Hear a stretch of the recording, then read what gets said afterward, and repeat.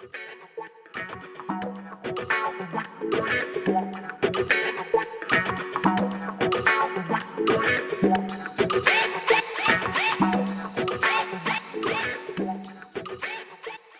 one, though, we are breaking away from this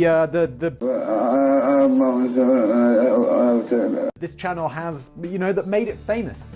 To be honest, that's why this channel works. Is this some giant troll that you're doing? And I'm like, no, it's really not. It's just a coincidence, and I'm not very good at my job. So that's what's going on. Welcome back. Great job. Great job. Great job.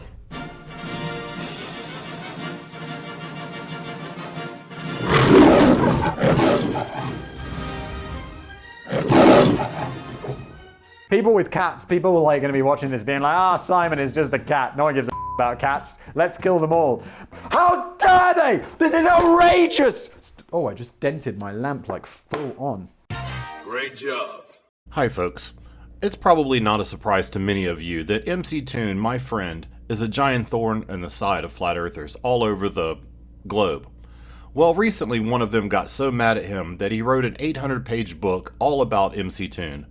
I have to say wrote in giant air quotes because it appears that most of the book was plagiarized. By my estimation, as much as 80% of that book was lifted directly from the works of others. When the plagiarizer learned that McToon made a video calling him out for plagiarism, he sent threatening letters and even tried to copyright strike McToon's video. And we all know how I feel about false copyright strikes. Luckily, YouTube refused to take the video down, but they did email McToon to let him know that the strike was attempted. It is my policy that false copyright strikes should come with consequences, so when McToon told me that I could mirror the video, I immediately jumped on board. So sit back, relax, and learn how not to write a book. Hello, I'm McToon. A couple weeks ago, a guy named Gregory Garrett got a little upset at me because I kind of challenged him a little bit, and he wrote a book about me, an 800-page book.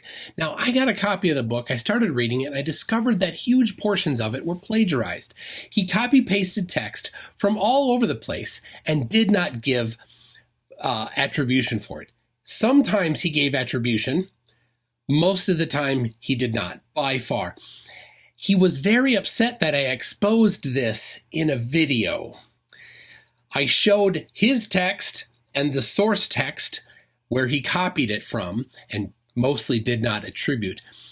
And so what did he do? He tried to copyright strike that video. That's right, that video that showed the copyrighted text that was not his, used in just a small portion of it, which is under fair use.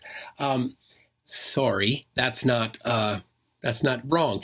But what is wrong is using huge portions of text and not giving credit, or using huge portions of text and giving credit when you don't have permission.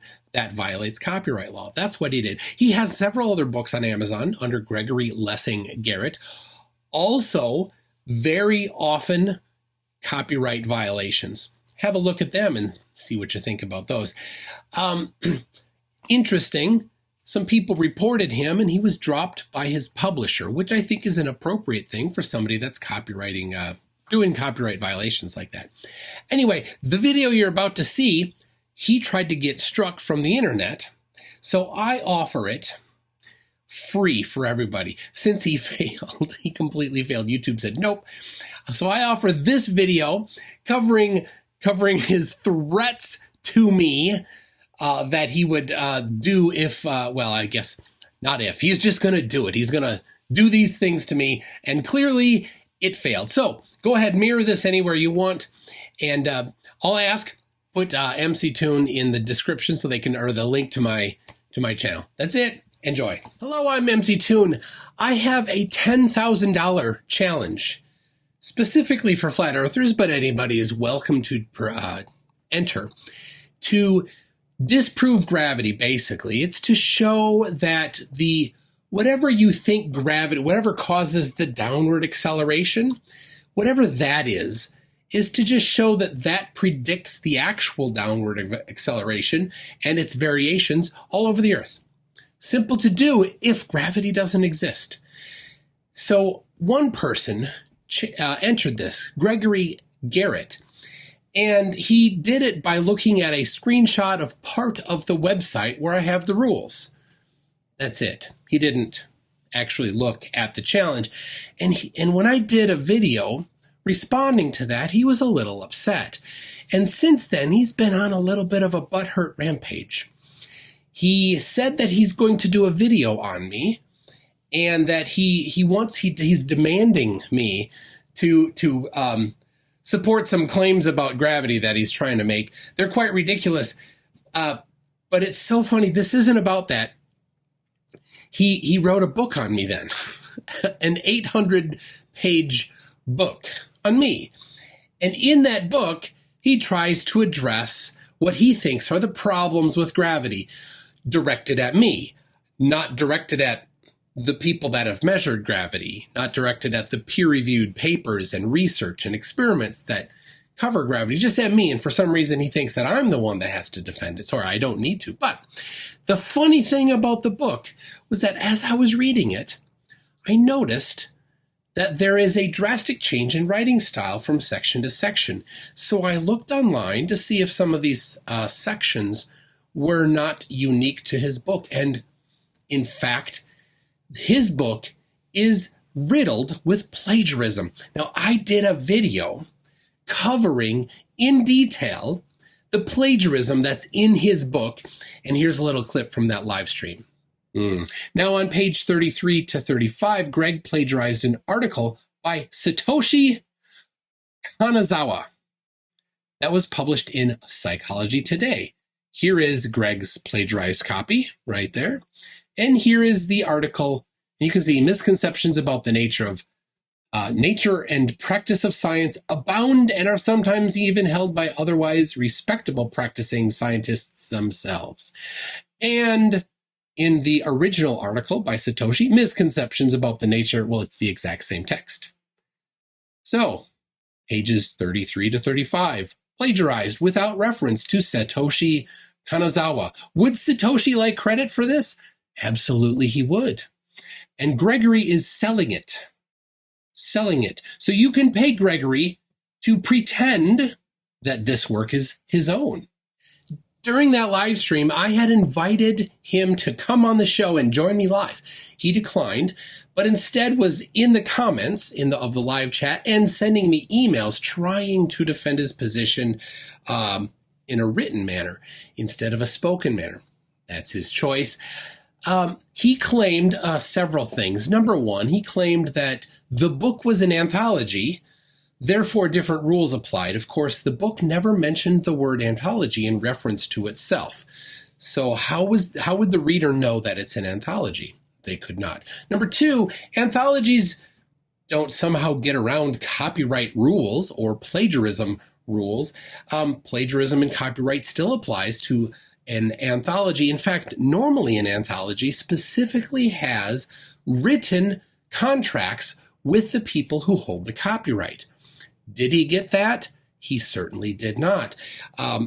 Third, he says that because he has cited these particular things in previous books, he should not need to cite them again. So he thinks that a 10-page copy paste from somebody is fine. It's not too cumbersome, but to add a 1 or 2 line citation at the bottom of that is too cumbersome. Couldn't do that. You just have too much redundancy of citations, I guess. Ridiculous. That's not how copyright works or plagiarism works. He sent me screenshots of a different book that had citations in it.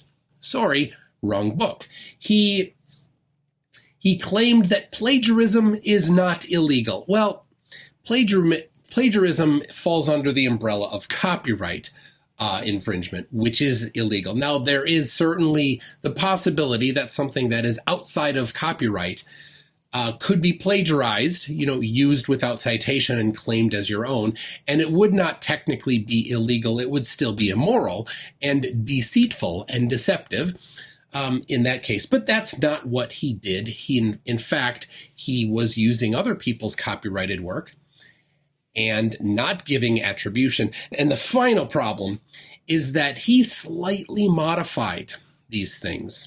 He didn't say, here comes a quote, and then a quotes around it or a block. Instead, middle of a paragraph, middle of a sentence, swapped from what he wrote to what somebody else wrote without an introduction, and had a very minor change in the text in other places to change the original author's meaning. So if he's quoting the original author, he's putting words in that author's mouth. If he's paraphrasing, he wasn't making it clear. None of that falls under fair use, and none of that is just a hand wave away that he cited it in another book or something like that. So it is clearly plagiarism. Now, in that live stream, I encouraged people to do something, and he got it wrong what he thought I was encouraging people to do. So let's first listen to the exact thing that I encouraged people to do. Number 3, I'm asking that people inform Amazon, who he has published these through, because Amazon, I'm quite certain, would be very interested to know that one of their authors is a serial plagiarist. So it's very clear that I asked people to inform Amazon of the plagiarism. I did not once encourage anybody to leave a review of any sort. But Gregory is accusing me, it's funny, of telling people to leave negative reviews. I never said that. He got several reviews, not at my behest. And then he sent me a little letter today. It was a Word document. It was, I think, supposed to be looking like a legal document of some sort. In that, he said that he's informed YouTube that I told people to give a negative review, which I did not. He also informed YouTube that any copyrighted anything that I have on my channel is somehow now not a fair use, doesn't apply anymore. I can't even do newspaper clippings, he said. Completely ridiculous, because that is covered under fair use. What is not covered under fair use is copy pasting multiple paragraphs or pages of text without attribution, which is exactly what he did. And Amazon is very sensitive to plagiarism. They want to know about it. So I encouraged people to let Amazon know about this illegal theft. And I will continue. Please, people, if you see plagiarism, go report it. Specifically, books by Gregory Garrett have plagiarism. Go report those to Amazon. They want to know about it. It is my hope that all plagiarized works go away and are never hosted again by anybody, including those by Gregory Garrett. Only if they actually include plagiarism, which he does. His books do. So he sent that particular letter and a link to this Quora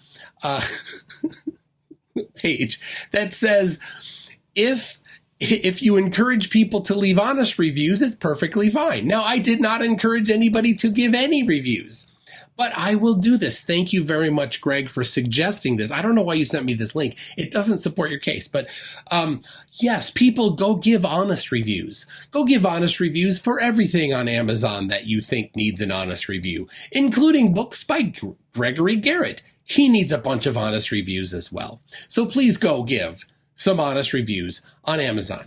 Now, what should I do? Well, I'm waiting, and then another letter shows up today. And in this letter, he says that he told Amazon about my YouTube channel, as if Amazon cares about my YouTube channel. He might not be aware, but different companies own Amazon and YouTube.